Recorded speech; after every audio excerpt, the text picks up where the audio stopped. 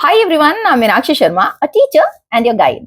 Today I'm here with explanation of third lesson of the book Kaveri of Standard 9th. The name of the lesson is Winds of Change. Let's see what is given in the lesson. Introduction से ही start करते हैं. Does anyone in your family use a hand fan? What do you call it in your language? What is it made of? तो वो hand fan के बारे में बात कर रहे हैं. जब इलेक्ट्रिसिटी नहीं हुआ करती थी ना, तो हैंड फैन यूज किया करते थे.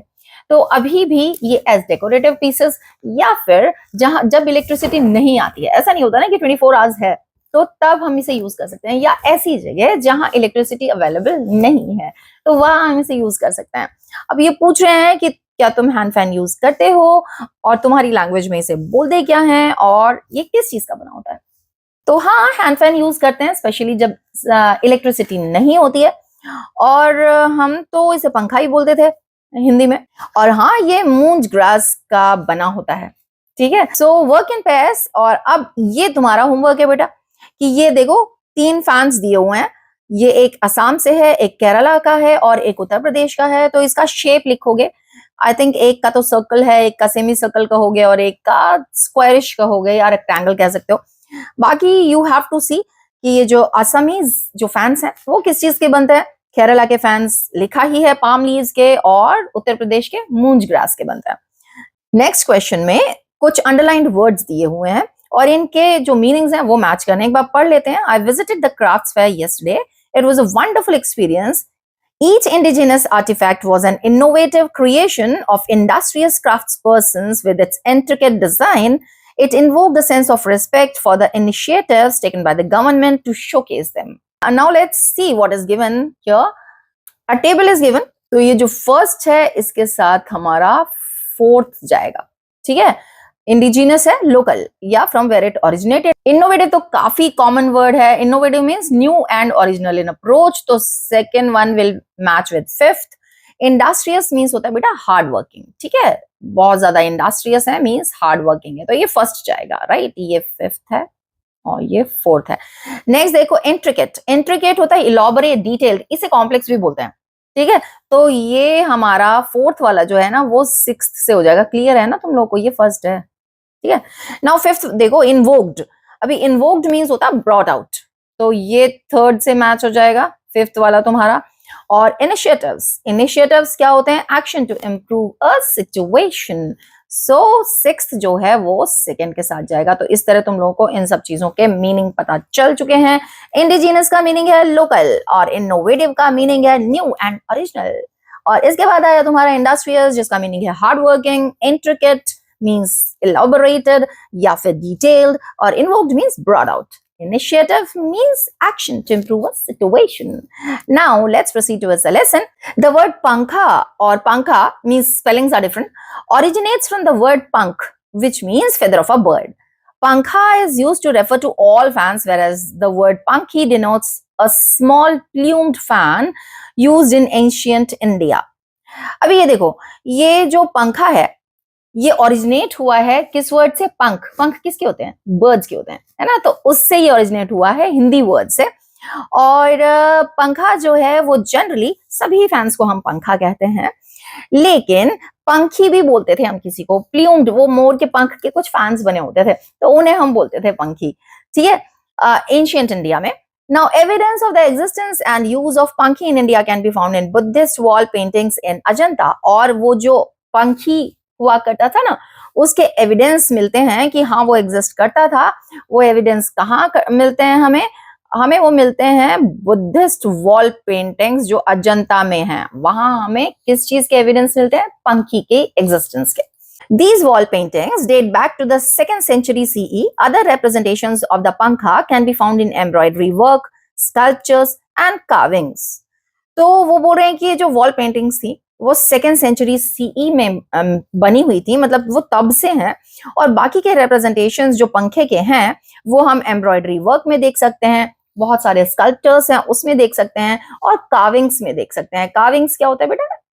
जो शेप करते हैं ना हम वुड को, उसे कार्व करके जो बनाया जाता है उसे बोलते हैं कार्विंग, जिसे हम हिंदी में नक्काशी बोलते हैं. इन एंशिएंट टाइम्स पंखास were used in temples to fan deities. और पुराने दिनों में ये जो पंखास थे ना वो मंदिरों में ये जो देवी देवता है ना उन्हें फैनिंग करने के लिए, उनकी हवा करने के लिए यूज किया करते थे. They were also used in royal courts to fan kings. और रॉयल कॉर्ट्स में भी यूज करते थे। क्यों? क्योंकि राजा जो सबसे पावरफुल है, हेड होता था ना वो, तो उसकी भी फैनिंग के लिए यूज किया करते थे। पंखास varied in size from a tiny 2-inch one to large ones requiring a person's full arm strength to move them. अब पंखास जो होते थे ना, जो इतने सारे जो पंखे होते थे, उनके डिफरेंट साइज होते थे। 2 इंच के पंखे भी हुआ करते थे और बहुत बड़े पंखे की किसी भी ह्यूमन बीइंग का फुल आर्म लगेगा उसे ऐसे खींचने में, तो उतने बड़े भी फैन हुआ करते थे। ओवर टाइम पंखास became significant cultural goods distributed through trade routes. तो जैसे जैसे वक्त बीतता गया ये जो पंखा है ये काफी इंपॉर्टेंट हो गया। सिग्निफिकेंट मींस इंपॉर्टेंट हो गया। बिजनेस के जो राउट्स होते थे, जो बिजनेस के रास्ते हुआ करते थे, उन रास्तों में ये काफी इंपॉर्टेंट हो गए।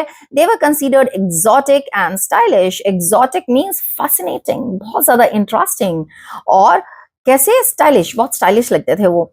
Although there was substantial commonality in their use across India, different villages and towns developed their own varieties of traditional pankhas. Substantial means of big value or size or importance. Though वो बहुत ज्यादा common थे, फिर भी हमारे India में different villages और towns में different variety के traditional pankhas मिलते थे।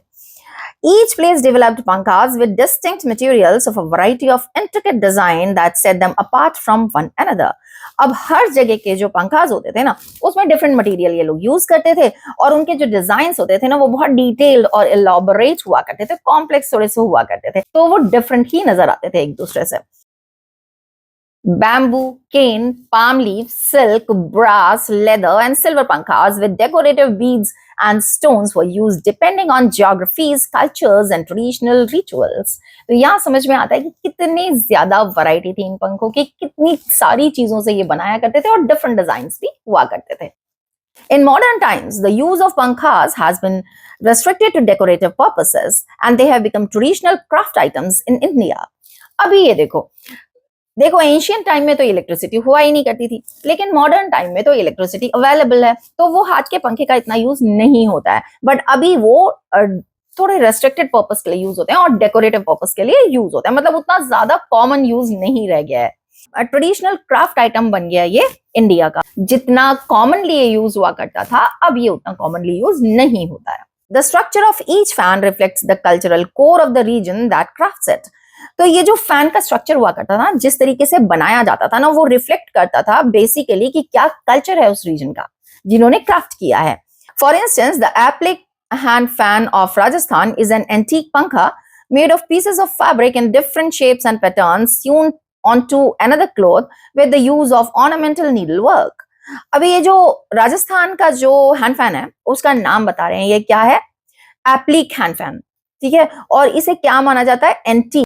ये जो फैन है ये हिस्टोरिकली बहुत ज्यादा इंपॉर्टेंट है। ये डिफरेंट शेप्स का बनता था, डिफरेंट पैटर्न्स का बनता था। इसमें क्या करते हैं कि इसे एक कपड़े को दूसरे कपड़े में सीव किया जाता है, सिला जाता है, और ऑर्नामेंटल नीडल वर्क यूज किया जाता है, ठीक है। नीडल वर्क जो यूज करते हैं वो सजाने के लिए यूज करते हैं। Furthermore, the Zardozi hand fan of Rajasthan differs in its use of glittering ornate and encrusted gold thread work.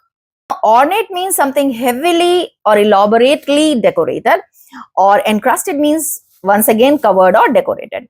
तो ये जो राजस्थान का दूसरा था जरदोजी हैंड फैन।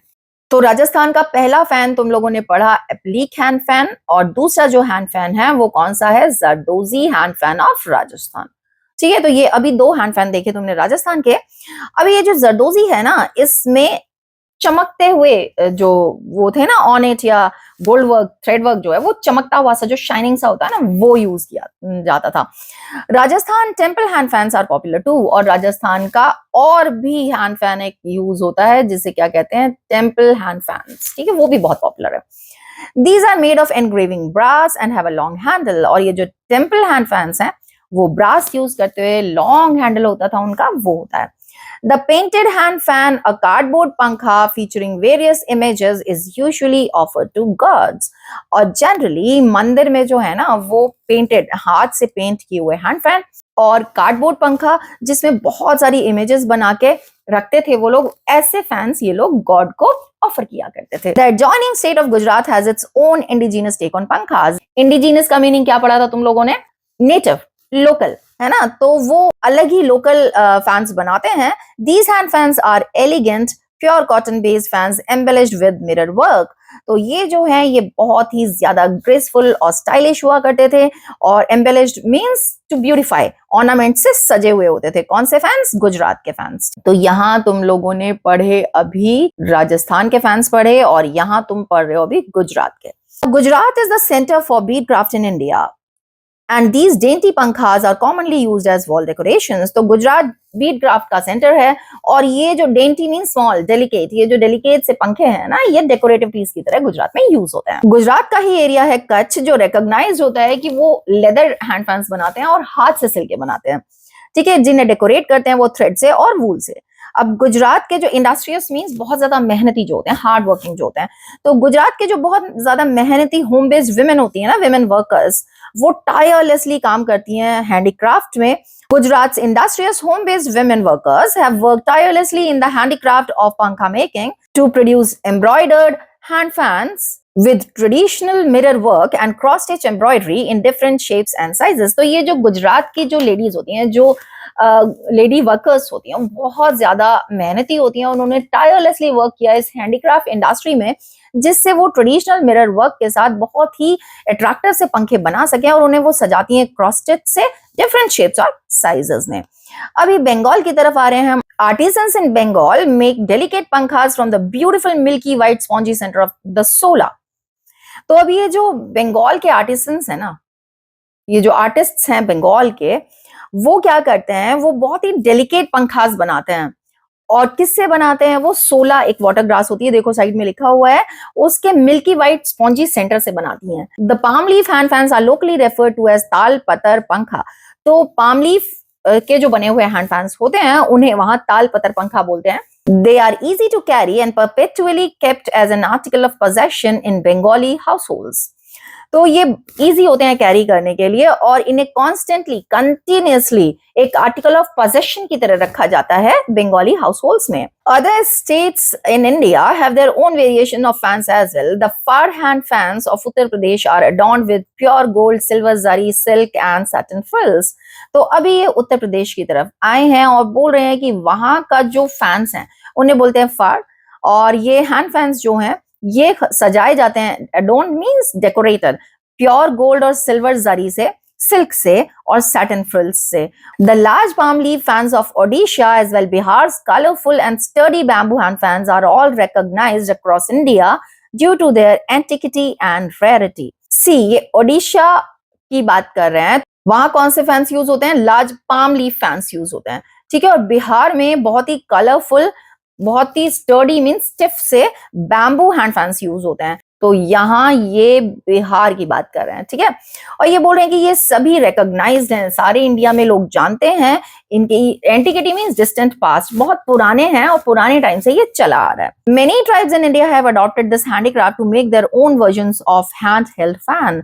बहुत सारे ट्राइब्स, बहुत सारी जातियां हैं इंडिया में जिन्होंने अडॉप्ट किया हैंडीक्राफ्ट, उन्होंने अपने तरीके से अपने वर्जन ऑफ हैंड फैंस बनाए। मैनमेड है ना, तो अपने आप से डिजाइन कर सकते हैं, इनोवेटिव अप्रोच ली जा सकती है। Now materials such as grass, metal are embedded into the fans using bamboo sticks and grass. तो बहुत सारी चीजें ये लोग यूज करते हैं, जैसे ग्रास, मेटल, और उन्हें फैंस में लगाया जाता है क्या यूज करके? बैम्बू स्टिक्स और grass. Now, cane and palm leaves are used with silk and brass being reserved for antique pieces of these hand fans। तो अब cane और palm leaves भी यूज होते हैं सिल्क और ब्रास के साथ, और वो एंटीक पीसेस की तरह ये हैंड फैंस रखे जाते हैं। The use of geometrical patterns and white ink and red background combination have helped the tribes create multiple beautifully designed pankhas। तो देखो किस तरीके से ये ब्यूटीफुली डिजाइन करते हैं, ज्योमेट्रिकल पैटर्न्स बनाते हैं, ट्रायंगल, रेक्टेंगल या स्क्वायर्स बनाते होंगे, और उसमें कलर कॉम्बिनेशन क्या यूज करते हैं कि रेड बैकग्राउंड होता है तो उसमें व्हाइट इंक यूज करते हैं, और काफी खूबसूरत डिजाइन पंखास ये बनाते हैं। With time and advent of technology, the innovative creation, the beautiful culture of pankhas runs the risk of slowly losing its presence among Indians। Advent means arrival। तो जैसे ही टेक्नोलॉजी का जैसे जैसे अराइवल होता गया, ये जो इनोवेटिव क्रिएशन है, ये जो ब्यूटीफुल कल्चर है पंखास का, ये रिस्क में आ गया क्योंकि लोगों ने खरीदना कम कर दिया, और इंडियंस के घर में ये बहुत कम मिलता है अब। Once made for personal use over time, this handicraft has transformed into a commercial business and now provides some form of livelihood to India's artisans. तो वो बोल रहे हैं कि पहले क्या ना पर्सनल यूज के लिए होता था, लेकिन अब ग्रेजुअली ये कॉमर्शियल बिजनेस में आ गया है और लाइवलीहुड देता है वो इंडिया के आर्टिसंस को, क्योंकि इसे एक एंटीक पीस की तरह घर में रखा जाता है. The slight increase in popularity and demand is significantly factored by the different versions of the pankha being crafted. और वो जो हल्का सा इंक्रीज हुआ है ना इसकी पॉपुलैरिटी में और डिमांड में, वो बेसिकली जो डिफरेंट तरीके के पंखास क्राफ्ट किए जा रहे हैं ना उसकी वजह से, वैरायटी की वजह से हो रहा है. One of the first steps to preserve the essence of craft is by celebrating pankhas and appreciating the culture, stories and artistry that this handicraft invokes. तो अब ये तरीका बता रहे हैं बेटा, क्योंकि जरूरत होती है हम लोगों को अपना जो एसेंस है इस क्राफ्ट का या अपने कल्चर को प्रिजर्व करने की जरूरत है. ठीक है, तो वो कैसे हम इस कल्चर को प्रिजर्व करेंगे? कौन सा कल्चर? पंखा मेकिंग, ठीक है, या पंखा घर में होना. सेलिब्रेट करके हम उसे प्रिजर्व कर सकते हैं, अप्रिशिएट कर सकते हैं अपना कल्चर स्टोरीज के थ्रू, आर्टिस्ट्री के थ्रू. This allows contemporary pankha makers to demonstrate their craft and regain its popularity. और अगर हमने थोड़ा भी ध्यान दिया तो ये जो कंटेम्परेरी पंखा मेकर्स हैं, यानी कि जो अभी रीसेंट पंखा मेकर्स हैं, उन्हें चांस मिलेगा कि वो अपने क्राफ्ट को डेमोन्स्ट्रेट कर पाएं और फिर से जितने पॉपुलर ये पंखास हुआ करते थे दोबारा पॉपुलर हो सकते हैं. It also helps provide them with a commercial platform to create a sustainable livelihood. और इससे हम उनकी हेल्प कर पाएंगे. जब ये पॉपुलर हो जाएंगे ना तो वो कम से कम खाना अर्न कर पाएंगे, तो एक वोकेशन हो जाएगा उनके पास. ये initiatives such as pankha making workshops, both within and outside the handicraft exhibitions, help spread awareness about the beauty and importance of this craft in India's culture. तो ऐसे इनिशिएटिव्स लेने जरूरी हैं कि पंखा मेकिंग वर्कशॉप्स चलाई जाएं हैंडीक्राफ्ट एग्जीबिशन के अंदर भी बाहर भी, जिससे लोग समझें, अवेयरनेस फैले और ये जो इसकी ब्यूटी है और ये जो इंपॉर्टेंस है इस क्राफ्ट का वो सबको पता चले. So this is how we have come to the end of this lesson. Link of answers to all the questions you will get in the description box as usual. I believe you have got the lesson well. If so, please write it down in the comment box and you can write your doubts as well. Don't forget to like, subscribe and share. I'll soon catch you up with explanation of the next lesson. Till then, keep learning, keep studying.